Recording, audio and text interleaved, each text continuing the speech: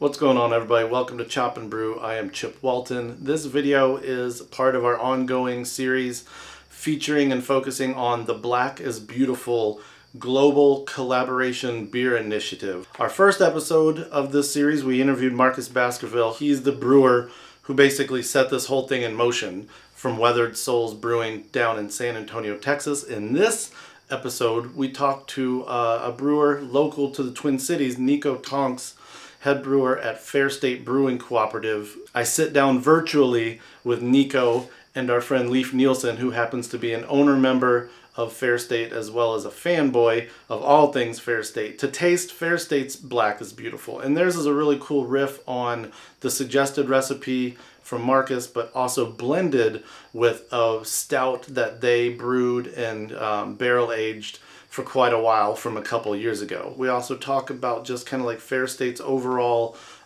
mission for community support, as well as how they handle all kinds of collaborations, things like this, but also in-person collaborations. And we kind of divert a little bit and just talk about the pandemic and pivoting to packaging and what the winter ahead kind of looks and feels like. Speaking of riffs, like I've been following Marcus on social, and he has just been getting like tribute beer drops down in San Antonio from breweries all over the country. So my hope is to follow up with Marcus, whether or not we get to taste his beer. I really just want to talk to him again about his response, reaction to the initiative, and kind of like he's had to have had possibly hundreds of variations and variants of this beer at this point. So just kind of hear which ones have stood out for him. I myself also brewed the Black is Beautiful, and it turned out so awesome that it is gone already. It only took about a month to knock out this keg, but I have the brew day video and some tasting notes with some guys from the crew that we sat down on Zoom. I'm going to put that out hopefully next. And like I said, hopefully we'll get to talk to Marcus after that. Just a reminder that our Black is Beautiful series is brought to you with support from BSG, who, by the way, donated thousands of pounds of Cascade hops to breweries across the country to help make their Black is Beautiful brews a reality. And also by the fine folks at Imperial Yeast and their portfolio of ale, lagers, and Kvike strains. Check them out at imperialyeast.com. And as always, the Patreon party people that keep the wheels on the bus spinning round and round. Join them at patreon.com/chopandbrew. For more information on the Black is Beautiful project, check out blackisbeautiful.beer. Also check out the homebrew recipes that we have on the Chop and Brew website. We will link those in the video description below.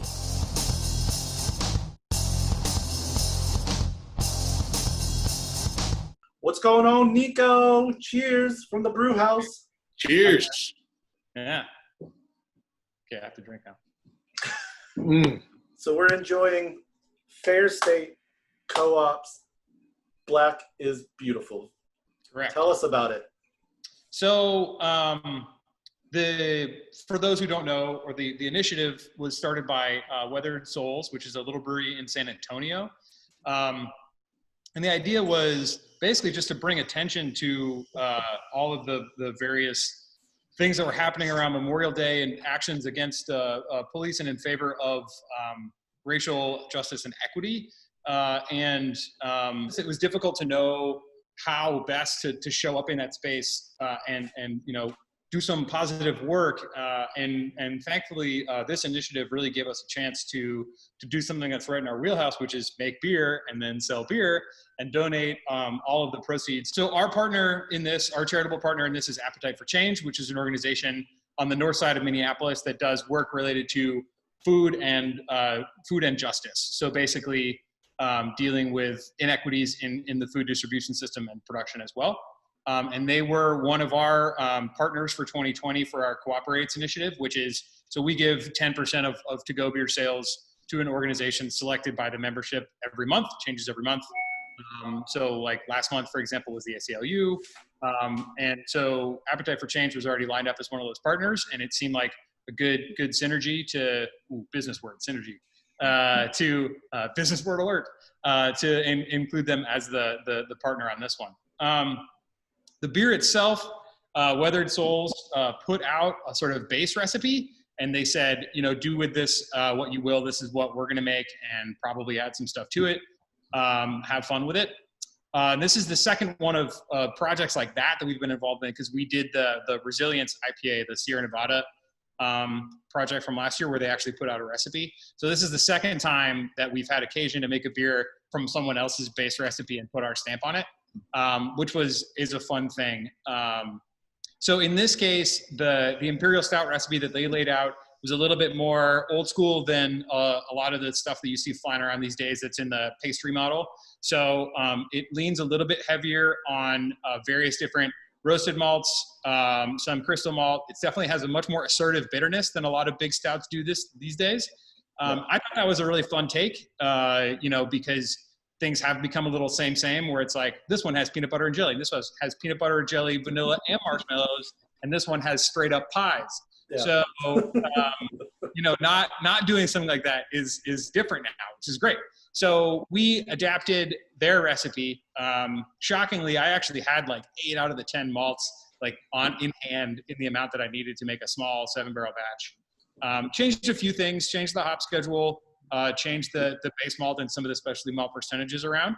But I was a huge fan of the way it came out. It really, to me, had this fun, like Old Rasputin vibe, which is one of my very favorite beers that I never get to drink anymore. Oh, yeah. The world has moved on, but like the 9% alcohol, like thick but assertively bitter, distinctly sort of American craft beer Imperial Stout. The extra fun twist that we did with this beer was we actually blended in about 20% of a whiskey barrel-aged stout that was like 12 months in oak.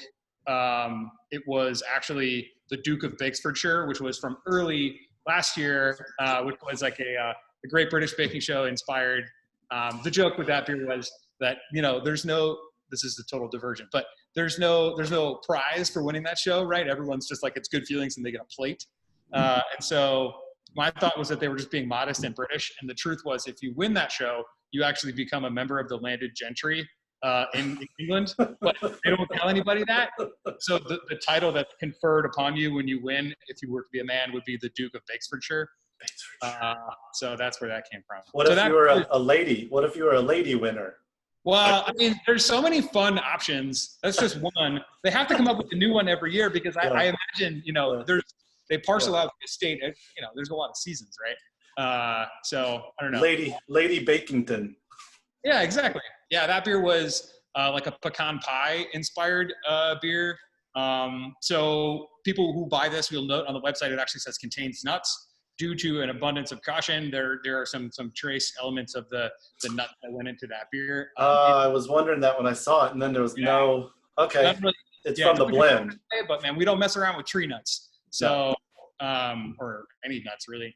In terms of allergens. So there's that. So that sort of lent it like an additional typical like oxidative barrel character. It smoothed things out a little bit, because that beer was definitely sweeter, definitely less bitter, and adds sort of like a background sort of vanilla toast note without actually adding any adjuncts. So this is the first time I've had it in a long time, but it's tasting pretty good.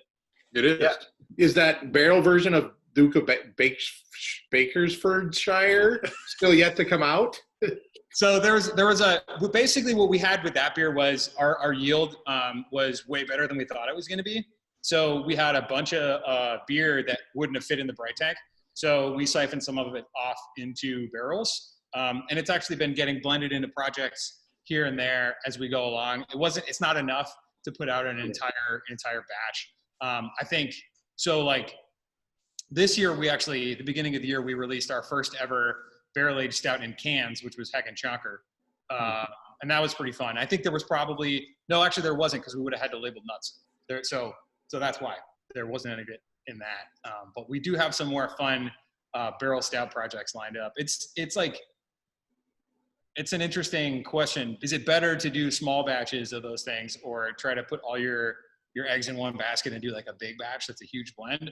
And to us, to this point, the way that we have to retail beer in Minnesota, we can only sell it in 750s directly, it's made more sense to do small batch stuff. So like last year, we did a collaboration with Bottle Logic.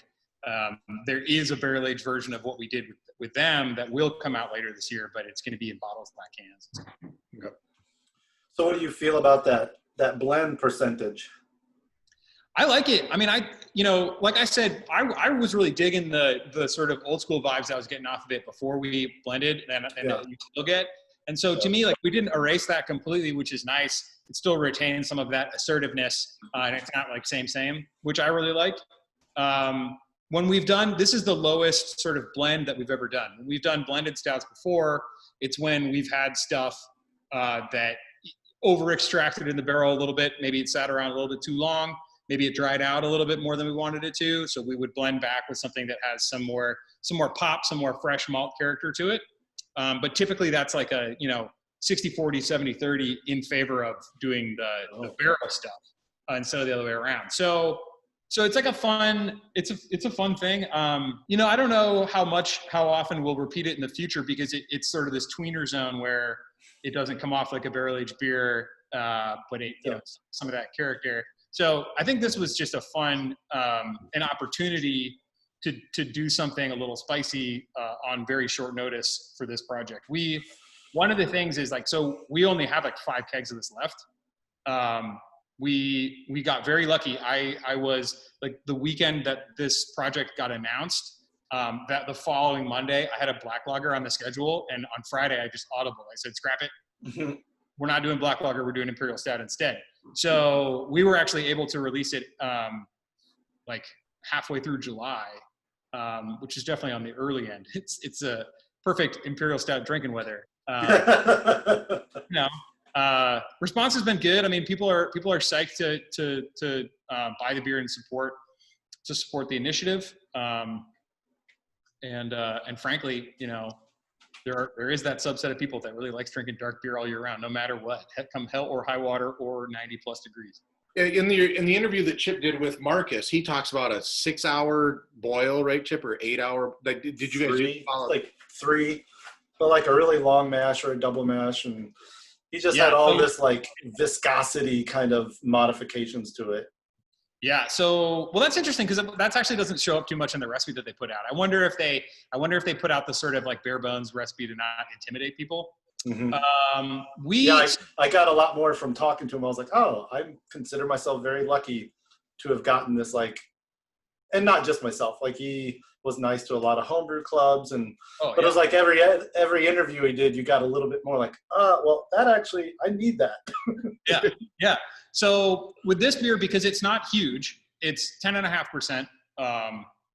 And that was assisted by the blend, because the stuff that we blended in was, closer to 13.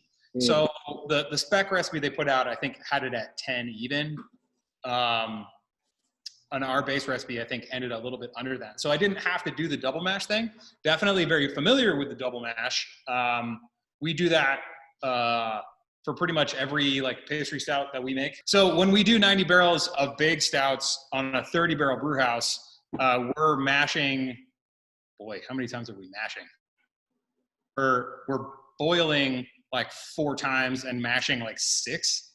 So yeah, it's pretty crazy. A lot of these beers now, the stats on them are mind blowing. So, we're knocking out original gravities in like the mid 30s Plato, which for what is that? 1.13 or something, like big. And the finishing gravities are pretty high too. So yeah, there's a lot of like sort of mysticism about the viscosity stuff. But really, the double mash thing is purely expedient. Like, in order to get sugar concentration that high, we just have to we can't fill the kettle off one mash, so we have to do it twice. This beer, we didn't have to do that, but the blended portion of it definitely was like double mash long boil. The longest that we've ever boiled anything was, I think it was FSB 2018, which was the first one of these like real big honkers that we did. And that was like a 12-hour boil, which is crazy. Woo! Yeah, Joe spent the night at the brewery. It's like all the shifts. Oh, it's nuts. It's boring, right? You're just like sitting there watching it boil, and it just gets more and more and more viscous. And it does. I mean, I think there's a certain like je ne sais quoi that you get out of it, and it's what people look for.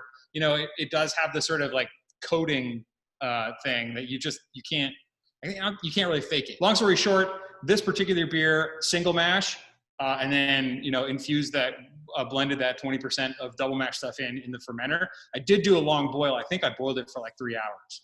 And the idea there for me in this case, it was, yes, building that viscosity, but also just boiling to hit gravity.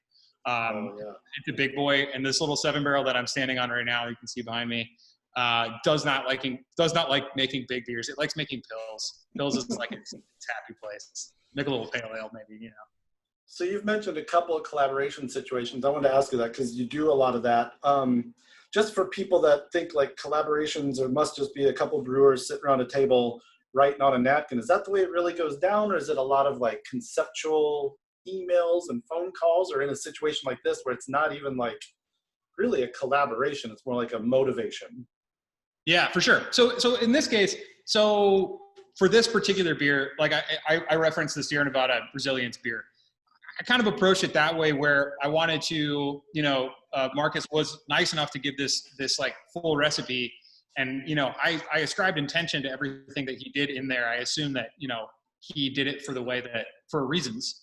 And so I wanted to do my best to kind of honor the intention baked into that recipe, just because it feels, and this is not to say that the other people who are going to do crazy things with Black is Beautiful are wrong for doing it. I totally understand why you would do it. But to me, you know, to keep the heart of the thing, you know, straight ahead seemed like the best move for me. But for collaborations in general, it depends completely on the people involved, how well you know them, and what you're trying to do. I've had collaborations where there were, you know, multiple sit-down meetings, non-drinking meetings, you know, long email chains, really just trying to get on the same page and hammer out like every aspect of how we're going to do a beer from stem to stern. I guess grain to glass is a better way to put it. And I've also had collaborations where literally we were at a beer festival and somebody's like, we should make a beer. The other person says, yeah, sounds good. And then 2 months later, it's in the tank, you know, and like basically nothing happened in between. So it is completely all over the place. I find that it has a lot to do with how well you know the person. And what's interesting is that sometimes there's a little like status game baked into it too. Like the first time we did a collaboration with Modern Times, I was very deferential, you know. It's like, what do you guys want to do? How do you want to do it? You know, show me the way, please. Sometimes it is just back a napkin, or like there is no napkin. And like, if you're at a place that has a whole production staff, like sometimes you just show up and like, they're like, oh yeah, that guy made the beer. You want a burrito? You know, and like that's just, that's how it goes. I really like it when we do collaborations on the small scale here, because I'm the only guy who brews right now, mostly on the small scale system. When people come in to brew here, like, we are brewing, and like it is happening, and we are actually making beer, and I need to stay here until the heat exchanger is clean and we're ready to go, because there's nobody else coming in behind me. And I kind of like that, but I will admit, like, it's also nice to get taken out to lunch halfway through too. It's not a photo op. There should be a collaboration called Photo Ops, or I did it for the gram. I would be surprised that didn't already exist. I don't look forward to having reasons to make beers like this, to be clear. Right.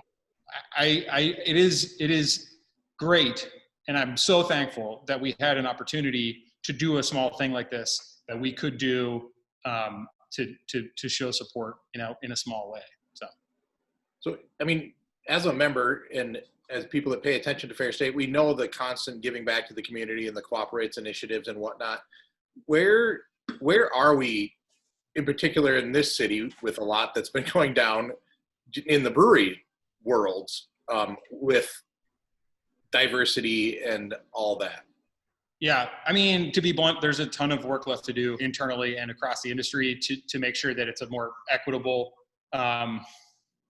picture. You know, I think that some of the not so great things that we've seen shake out over the last couple months are locally here are regrettable and unfortunate, but you know, sunlight is a good disinfectant, and I think that it's been a tough moment for everybody in the industry to really confront the fact that it's not all good vibes, it's not all fun times, it's not all happy, good relationships with your friends that you make beer with, and that all of us, I think to a one, all of us have a lot of work to do.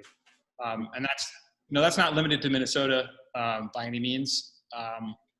But, you know, at the same time, I'm I don't think it behooves us to sort of hide behind the fact that we're not doing any worse than some other places, you know? So, and it's not a quick fix, and it's going to take a super long time and a lot of intentionality, a lot of hard work on the part of a lot of people, to change the literal face of the industry, to make sure that we're reflecting the community a little bit better.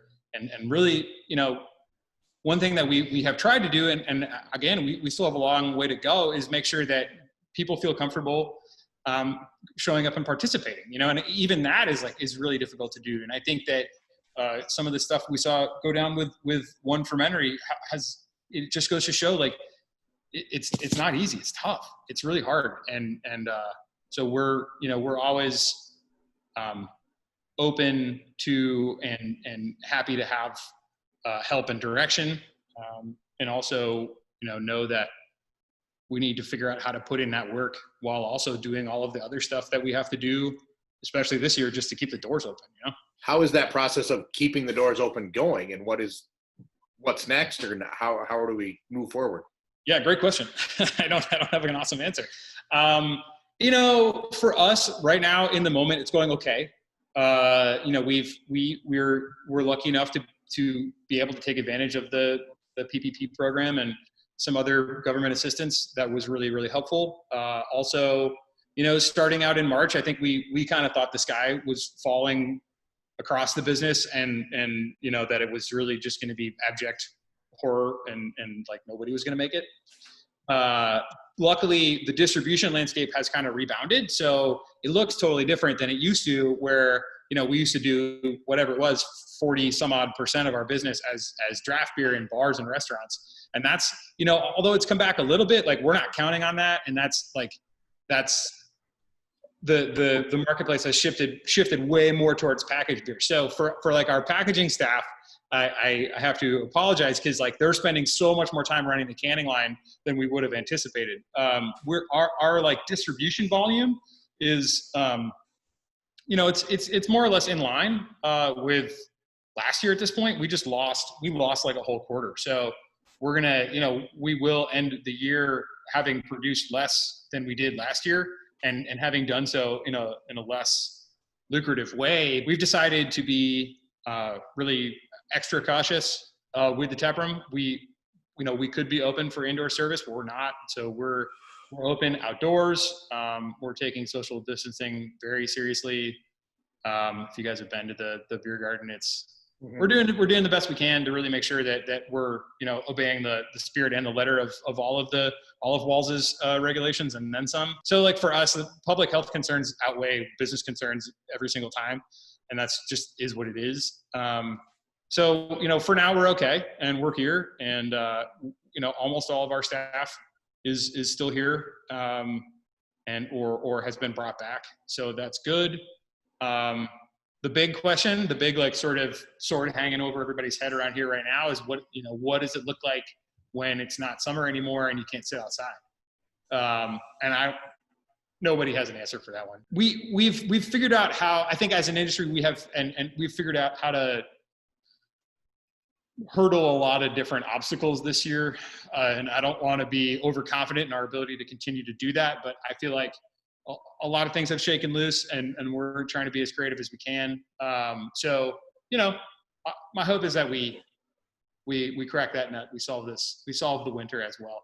But, you know, I think it's for people that appreciate the brewery scene around here, the outpouring of support that all the breweries that I talked to got in March, April, and May was insane. Just, you know, the amount of money that people were pumping into small businesses was fantastic. It was huge. It was a lifeline. And it's right now, you know, we're operating in a little bit more of a kind of a normal scenario where people come in and they spend money and they buy beer and they have a good time, and it's great. But, you know, we may be looking at a winter where unfortunately we've reverted a little bit back towards where we were at this spring, and you know, it's difficult to sustain focus for that long. My hope is that, you know, we can all sort of come together and protect the things that we care about, fall, winter, spring again as well. Big, huge bonfires in the beer garden. Yeah, exactly. You know, it's Minnesota. I have yet to, I mean, I don't know, man. We won't close the beer garden until people stop showing up, I guess, is what I would say. So if it becomes like BYO snow shovel, fine, let's do it. Dude, that sounds like an awesome challenge, basically. Yeah. Nico, thanks for the beer and for your candid responses about the beer and a lot of the things we're all facing right now. Yeah. Cheers, guys. Thanks for shining the light on it. You know, really appreciate it. And hope everybody keeps buying this stuff up and supporting local orgs that are doing important, crucial work in the community.